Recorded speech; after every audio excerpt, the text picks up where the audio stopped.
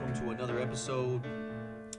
We have, I think, an interesting topic today on etiquette, on manners, etiqueta. Again, this is focused on listening comprehension. I will read the headline or the title a couple times. You can listen, you can write it down and transcribe. It's your choice how you do this, but it's a listening practice. It's an attempt with the objective of increasing or aumentando o seu tamanho de amostra, right? To increase your sample size of English. People who are studying English or practicing English who want to learn and communicate in English, you need to expose yourself to more and more English, whether it's reading or listening, it's TV or a YouTube video or a podcast or a conversation, whatever it is. If you're just studying English, it's not enough. You need to hear it and engajar with English. So that is the purpose of these episodes. It's not supposed to be easy. I don't think I say that enough, but if this is difficult, good. It's not supposed to be easy. It's supposed to be a challenge, desafio. E cada vez você vai entender mais e mais e mais. Mas às vezes você vai sentir que você está perdido. That is part of the game. So, here we go. Also, before I go, be patient. Be patient with your progress. It goes slow. It's not going to go fast. It's not going to be exactly how you want it to feel. When I read headlines here, or when I read the article or some of the sentences from the article, yeah, you're gonna not understand some of it. Sometimes more, sometimes less. But the idea is to have more sample, have a bigger sample, have more iterações, more iterations for your brain to reflect. So, here we go. From apnews.com by Liani Italia. I'll say this more English. I don't know who this person is. Liane, Italy. Emily's posts etiquette tome overhauled for 21st century. I know that's difficult, but here we go again. Emily posts etiquette tome overhauled for 21st century. Emily posts etiquette tome overhauled for 21st century. Emily posts etiquette tome overhauled for 21st century. And I'll give you some help here. The first two words is a name. Emily posts. Emily Post is a name, so this is not an English word. This is just a name. Emily posts etiquette tome overhauled for 21st century. One more time. Emily posts etiquette tome overhauled for 21st century. And now we will read the first few sentences from the article from AP. We're not going to read a lot, but we will read just enough to give us an idea of what the hell context are we in. What is the world or the environment that we're talking about, so that the language, the words can have some more sense to you. So let's see. Here we go. I think it'll be the first 5 sentences.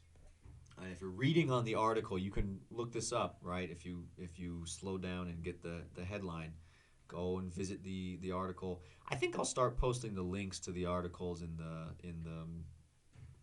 the YouTube info section. So, from New York, embracing without permission, disparaging one parent in front of children struggling with divorce, flaunting privilege, being a bad listener, or worse, a terrible loser.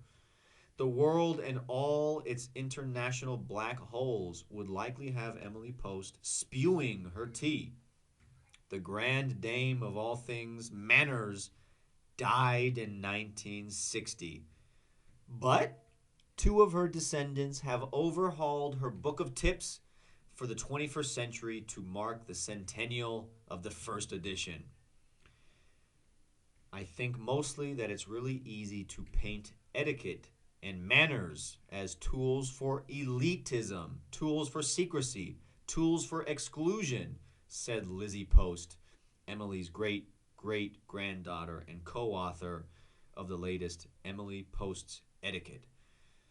And when they are used that way, and they definitely can be, they are effectively useless. But when we're using etiquette and manners as a tool for self-reflection and awareness of others, I think we're really going to have a chance to make the world a nicer place, she said.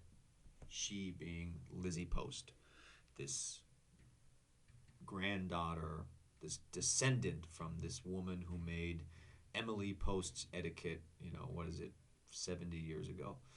So that was probably confusing, probably very difficult, probably frustrating.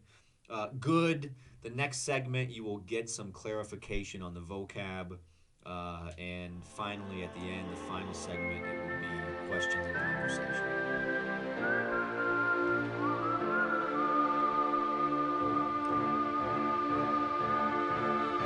Welcome back to our next segment, where we will look at and review and go over the vocab. Cannot do it all. It's too much, but we will look at some of the more confusing or difficult vocab, and this one has a lot. Starting in the headline. Etiquette, etiqueta, manners, the way, o jeito de comportar em ambiente ou outro ambiente. So etiquette, the pronunciation, etiquette. It's basically the same letters as Portuguese. E-T-I-Q-U-E-T-T-E. The pronunciation in English, etiquette. Notice that the T is pronounced like a D. We've talked about this before. Etiquette, not etiquette. Etiquette. Etiquette. The next word, tome. Yeah, this is not a word you will probably ever use. And there's kids outside playing ball. The sweet sound of neighborhood people.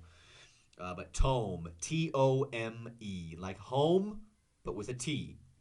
Tome is a not so common word for a big, very large, big book. Usually educational. I think I put this in translate, but maybe I just created it. Un tomo. But think of think of Harry Potter. Think of a witch or a bruja, a wizard, and think of like a big book of spells or fechizos, right? That would be a tome, right? A spell tome. If you play Skyrim or Skyrim, however you pronounce it in Portuguese, Skyrim, there's tomes in that game that you can pick up. So I'm sure a lot of RPG or role-playing games, I'm sure a lot of them have this word somewhere in there.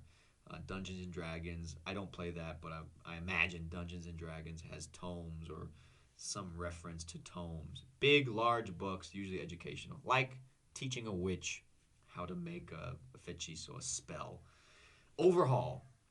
Overhauled in the past, but overhaul, O-V-E-R, over, haul, H-A-U-L. Overhaul, one word together, overhaul.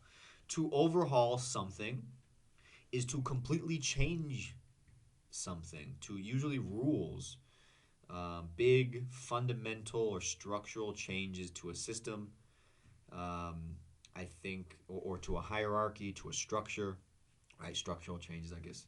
I already mentioned that. Revisar, reformular, refazer. It's big changes, not small, specific, localized changes. No, this is top to bottom, everything. Change it all. To embrace. This is in the opening parts that I read. The first word. Embracing without permission. Abraçando, aceitando, sem permissão. So to embrace is to accept, to meet and accept. It could mean to hug, That would be very formal way to describe hugging, but it is a word that means hug as well, like abraçar. And yes, in Portuguese, abraçar, aceitar. So to embrace change would be to accept change, to accept it. To embrace a person would be to hug them, abraçar. So abraçar, aceitar. To disparage, disparaging one parent in front of children struggling with divorce, right? Imagine two parents fighting. One parent is being very mean to the other parent in front of the child. That is what they're talking about. Disparaging one parent in front of children struggling or lutando con divorce. To disparage is to say bad things about someone or something. Denegrir, depreciar, falar coisas ruins. To disparage, disparage, disparage. To struggle, probably we've done struggle before, struggle, lutar com alguma coisa, right? For fighting, to have a difficult time with something. To flaunt, flaunting privilege, privilege. Exibir, pavonear, to publicly show something or exhibit, right? Exibir, to publicly exhibit or show something, or talking about something so others will feel um, um, jealousy or envy, right? To make others, to do something publicly to cause others ciumes or jealousy. Etiquette and manners. Etiquette and manners. These are synonyms. Etiquette and manners. They mean the same thing in English. The correct way of behaving or comporting. Yes, we have the word comport in English. We don't use it. It'd be very formal. Some people probably would not understand it. But behave, right? The correct or the right way or the wrong way of comporting or behaving in some context or circumstance. Etiqueta. Awareness. Awareness of something. Awareness. But when we're using etiquette and manners as a tool, como uma ferramenta, uma ferragem for self-reflection, auto-reflexão, and awareness of others, I think we're really going to have a chance to make the world a nicer or better place. Awareness is consciencia, right? To know something versus not knowing it. So knowledge about or knowledge of something, to have a sense of something. That is our segment on vocab. I would go through and listen again to the episode or the reading, right? Because this is a book review, and book reviews are especially specific to the content of the book, and so the vocab can be very particular. So I think this episode, especially with some of the word, the grand dame of all things, manners, right, died in 1960. This is no people don't talk like this generally. The grand dame, woman, the great woman of all things manners, the boss, the chefe da etiqueta, morreu em 1960. Mas dos descendentes dela completamente mudou o livro de conselho, o livro de tips, dicas for the 21st century to mark the centennial of the first. So, yeah, some of the stuff here is a little bit dense, but I did my best. The next segment, questions and conversation from the content, from the topic.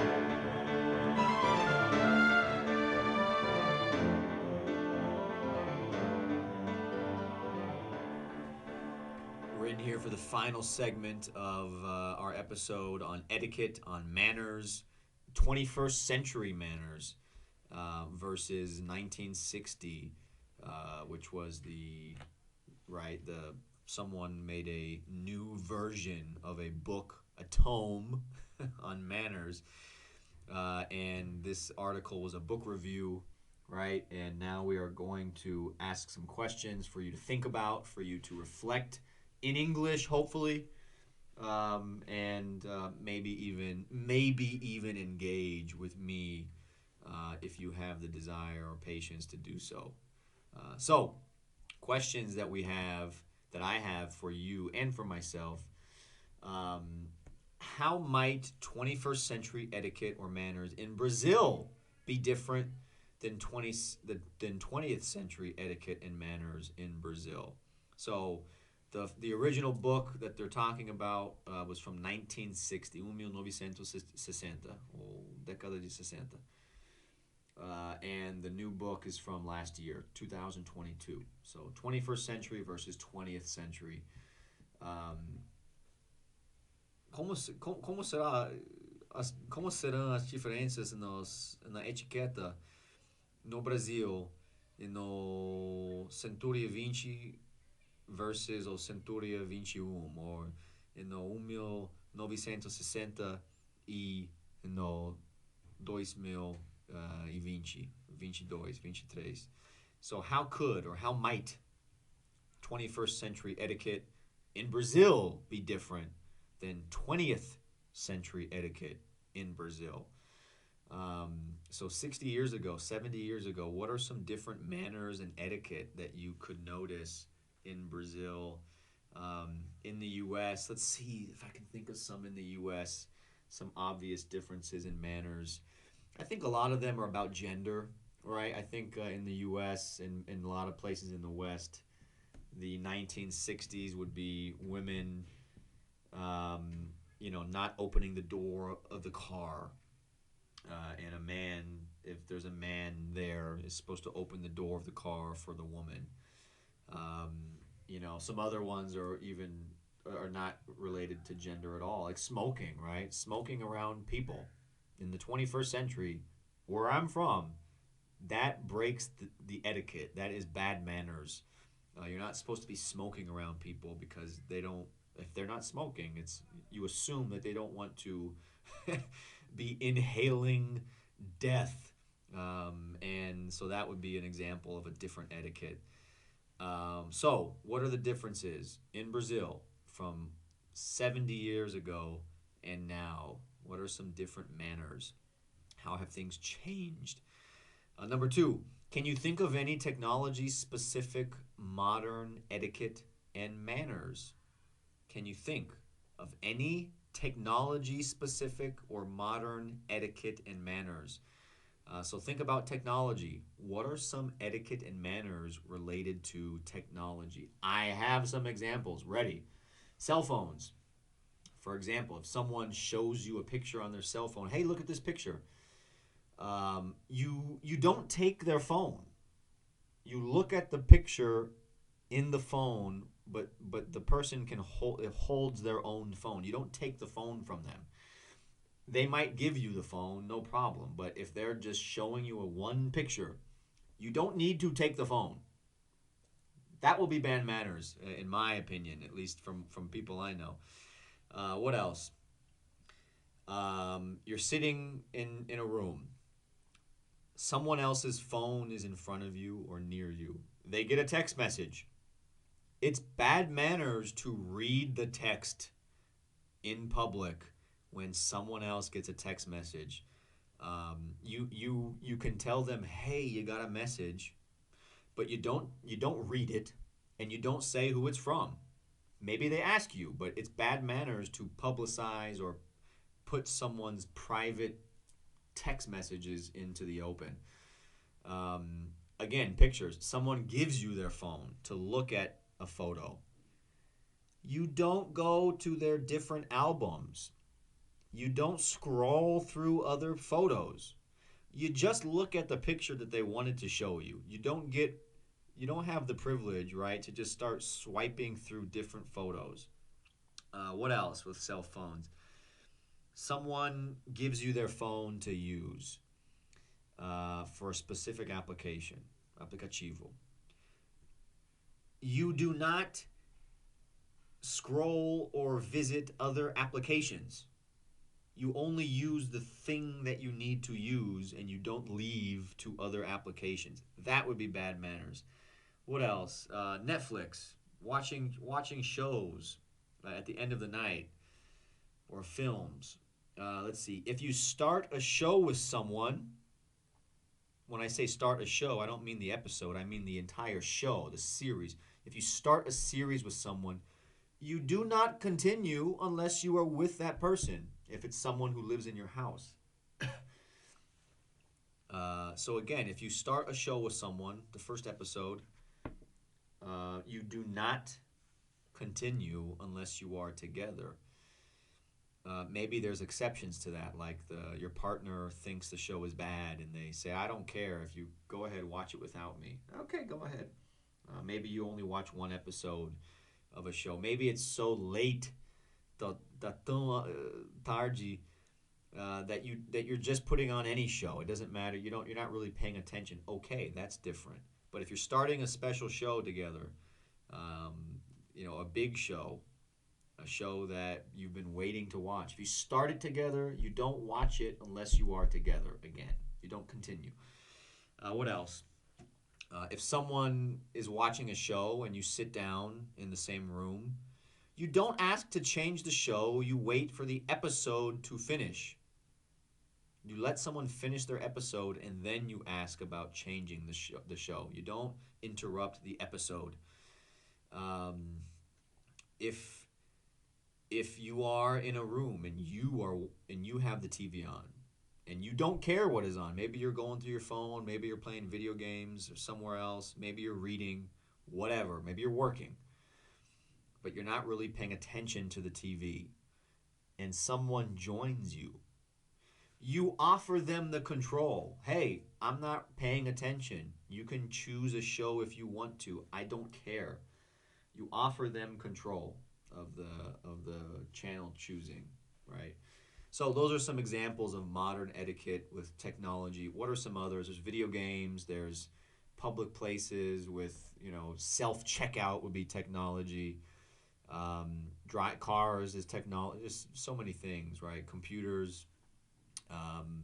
There's a lot of different categories here within technology and manners and etiquette. So, what are some? Let me see the question again. Can you think of any technology specific etiquette and manners in the 21st century? Se você pode pensar de algumas etiquetas modernas específicas à tecnologia, nessa categoria de tecnologia. Technology and its place in our daily and practical lives is constantly evolving and progressing. Could you try and predict any future etiquette and manners that we might adopt sometime in the future? So basically, technology changes fast. Could you try and predict or imagine future etiquette that we might adopt sometime that hasn't been adopted yet, but in the future?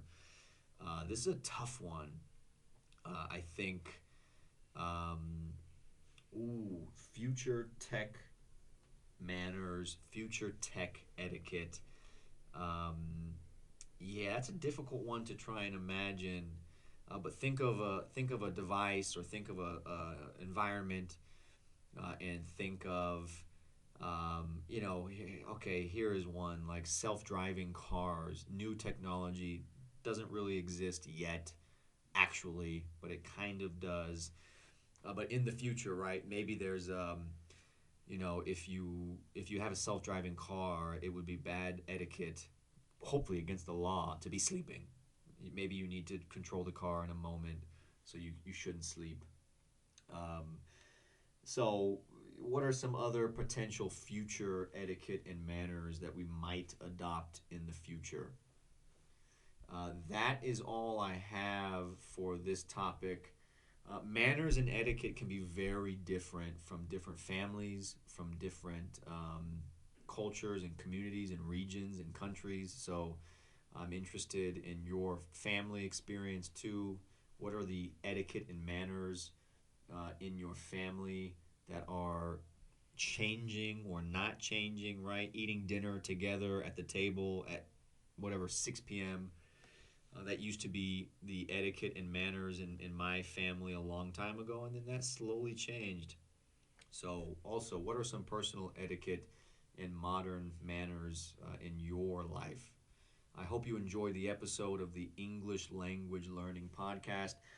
Leave a comment or a criticism or whatever the hell you want to say. Engage somewhere, right, on YouTube or email, and I will get back to you. If you have questions or comments when you're practicing English, it's important. You don't have to ask me. Ask your English teacher. Ask someone or Google. But you can certainly engage with me and end up contributing to the episode.